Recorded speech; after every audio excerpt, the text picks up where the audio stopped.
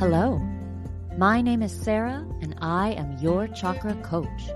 On this podcast, we'll be exploring how the chakra system can help guide you to grow your emotional, mental, physical, and spiritual wellness, leading you closer to your highest self. Hi again, y'all. Unless you're joining for the first time, I guess, and then just hi. I'm so glad you're all here. As you know, we're talking about the chakras and the lunar cycle. It turns out a lot of you want to use the lunar cycle for rituals and such, which is cool. I do that too. But it feels like the cycle is always sneaking up on you. Like we have these grand plans to do something for the full moon, and then we see the morning of the event and we have no idea what to do. But please don't beat yourself up for that. We all lose track of time, or it goes by so much faster than we realize. And we don't live in a society where we're dependent on the natural cycles. We can use lights or substances to change our environment to meet the needs we think we have at any time. I do use an app on my phone called The Moon. It's the basic version is free, and it just helps me keep track of where we are in the cycle. And that's why I'm releasing these episodes 2 weeks before each of the cycles begins. So you have some time to figure out what you want to do, if anything. Today, we're discussing the second basic phase of the lunar cycle, the waxing moon. This process of the moon appearing to get fuller in the sky takes place on days about 4 to 12 of the cycle. There are a couple of breakdowns within the waxing moon, but we'll stick with the basics for now. The energy of the waxing moon is considered masculine or yang energy. Again, I know that the terms masculine and feminine can feel heavy and confining because we have such cultural expectations around them, but we can attempt right now to let some of that go, at least for a minute. After the feminine, healing, nurturing yin energy of the new moon, the waxing moon is a time of activity, growth, and rebirth. Seasonally, the waxing moon is associated with spring, not surprising since spring follows winter. In many places, the temperature starts to rise a little. Plants start to come back to life. Many things in nature that might have appeared dead in winter were actually just resting, and they return in force. Greenery, tiny leaves start to appear on the bushes and trees. Animals who've been tucked away in burrows come out. Many species give birth in the spring, so we see baby animals out, depending on where you live. Baby birds, goslings, rabbits, maybe even fawns. In spring, we start to get a little more light. The days get longer. With all this new life comes abundance, and in the animal world, that means a greater chance of survival. Spring is a time to expand and grow and explore. And we can reflect this in our own lives as well. The waxing moon is a time to say yes. If we spend the new moon refreshing ourselves, resting and healing, we're ready for more activity, for adventure. The week or so of the waxing moon is a good time to try something new or to take action on any of those metaphorical seeds you planted during the new moon. It's a time for our desires to take root in the real world and start to reach for the sun. It won't surprise you then that the chakras associated with the waxing moon are the root, sacral, and solar plexus chakras. Overall, these lower chakras are responsible for our physical bodies, the physical plane, the material world. In our human development, they are literally responsible for our growth as people, just like growth in the springtime. A lot of times I work with people who have some trauma to these lower chakras, and we get really focused on the healing there, which is, of course, really important. But as you start to flow with the cycles in nature, you may find that this part of the lunar cycle is a good time to find the strength that exists in your lower chakras rather than getting weighed down by what you might think of as the all the work left there. Honestly, sometimes I find that we hold ourselves in such low esteem that we don't realize the positive traits and energy that we have in us already. This is a good time to find them because I promise you, you are stronger than you think. Thinking of the root chakra in relation to the waxing moon, I believe the key words are abundance and rooting. During the spring, nature shows us that even where we thought there was death, there is life. And during the waxing moon is a great time to explore the idea that there is enough, that you are enough. And these are the core tenets of the root chakra. Even though I think it can be hard to believe sometimes, I I do hold to the idea that the universe, the divine will provide what we need. And I don't necessarily mean material goods. We can ground ourselves in the knowledge that we are whole and complete just as we are, and that we have the capacity also to grow, not because we change, but because we're rooted in our authentic selves. And those roots can provide the stability and nourishment that we need to flower. It's a plant metaphor, but hopefully you know what I'm saying. You can think of your authentic self as the seed. It looks nothing like the plant it grows into, but every part of the plant exists in that seed. We're the same way. And instead of being upset that we don't have flowers yet, or that we don't have fruit yet, or that we're not the tallest tree in the park, or that we're not a different type of plant, the waxing moon is a wonderful time to look at the qualities you possess that you love. Spend time exploring your strengths. And if you struggle with a scarcity mindset, a few minutes being grateful for what you do have is a great way to create a little boost for your root chakra.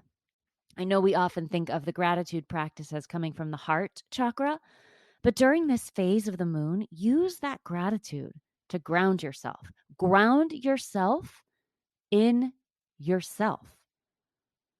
I've been pondering the concept of grounding, especially as it relates to plants, since we're talking about spring and growth. And I've been trying to remember that grounding, as it relates to humans, is not being planted or stuck in one place, immovable. It's centering into your core, your values, the experience of being truly you, and knowing that you can draw on that whenever you need. It's the strength that comes from your essential right to be, to exist, which is the basis of the root chakra.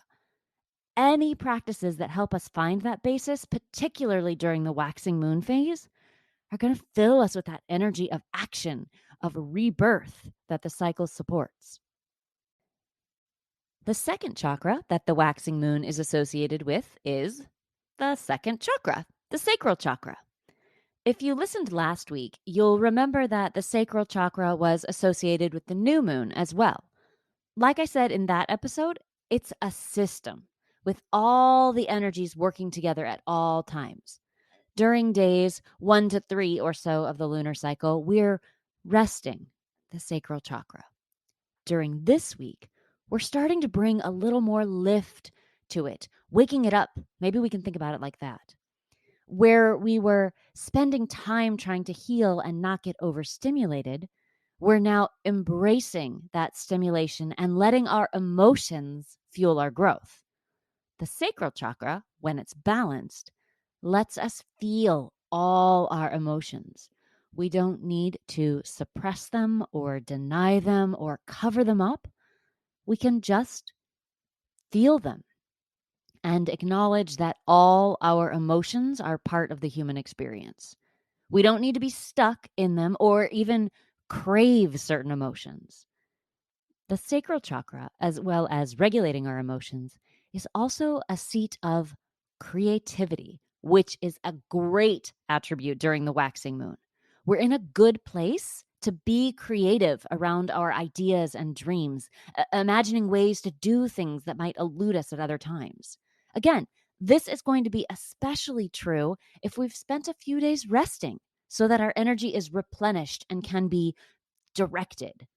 Otherwise, we might not have the energy at all. Or if we don't have the capacity to channel our energy, we can find ourselves distracted or scattering our creativity in a lot of different directions, not really ever getting a plan in place to do the things we want to do.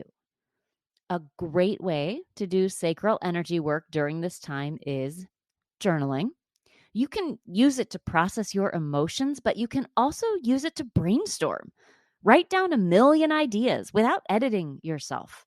Let that creative, active, yang energy flow through you. When we're working with nature cycles, it can feel so much easier to do this.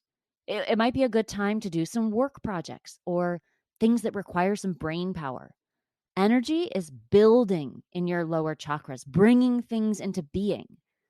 The new moon had a little more upper chakra energy, and this is the time to draw that energy down for manifestation and creation. The third chakra is the solar plexus chakra, which is often represented by fire, another sort of masculine energy. The solar plexus is the chakra of action, which makes perfect sense in this time of building and making new things. Energy is higher during this time, so take advantage of it. Do some movement, maybe even dancing to get that sacral chakra benefit. Flow yoga could feel good and be a healthy way to direct your energy. Or if there's a habit you've been thinking about adding to your life, the waxing moon phase of the lunar cycle is a good time to start. Our bodies and minds are meant to flow with the macro and micro cycles of the seasons, the lunar cycles, the circadian daily rhythms. When we allow ourselves to intentionally sync up with them, things that feel hard at other times have a little more ease to them. For example, in the northern hemisphere, where a lot of us live, we have this big thing about making New Year's resolutions, but we're trying to make them in the dead of winter, trying to bring new life into the world during a seasonal time of rest. No wonder we struggle. We're fighting our natural inclinations. Would we be better off making spring equinox resolutions? Maybe we would. And the waxing moon is the same sensation, the bringing forth of something from the darkness. This is a good time of the month to get up and stretch for 5 minutes before moving into your day, or go for a walk in the evening instead of turning on the television. Aligning yourself with these cycles also allows you to notice subtle changes in yourself or big changes. Where I live during the spring, I can go for a walk in the morning, and a few hours later, when I go out in the evening, something will have grown where it wasn't before, just hours before. Mushrooms, for example. In the morning, nothing. In the evening, fully formed mushrooms. It's really amazing. And we're like that too.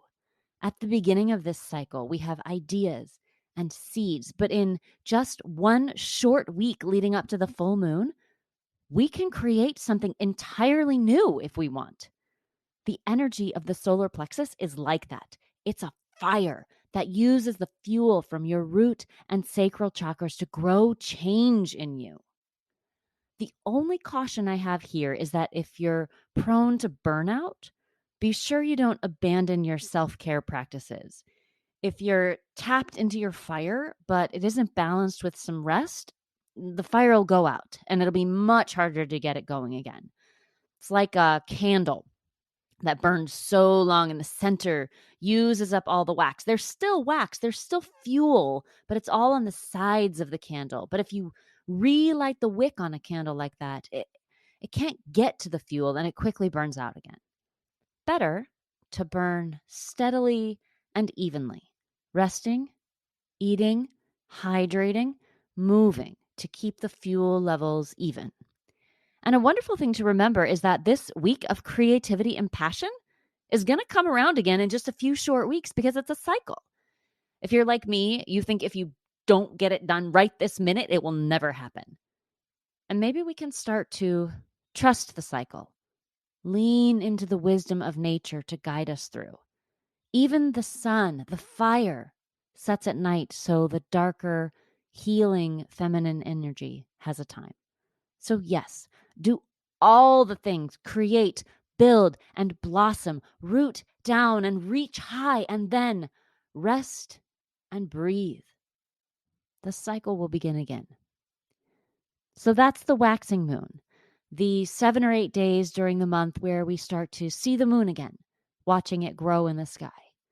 It's a time of growth for us too. And we can use the building energy of our root, sacral, and solar plexus chakras to bring our ideas into the physical world. Try to tap into the sequence for the next few weeks and see if you notice any difference. Remember that change takes time and patience too. A tree grows every day, but we don't always notice it because it's subtle and small. But nature doesn't get discouraged, and there's a lesson for us there. Share with me what you notice on Facebook and Instagram at Your Chakra Coach, or you can leave me a voicemail at the link in the show notes. That is still super fun, and I love it so much. Thank you, everyone, for listening. I hope you have a delightful week, and I'll talk to you again soon. Bye.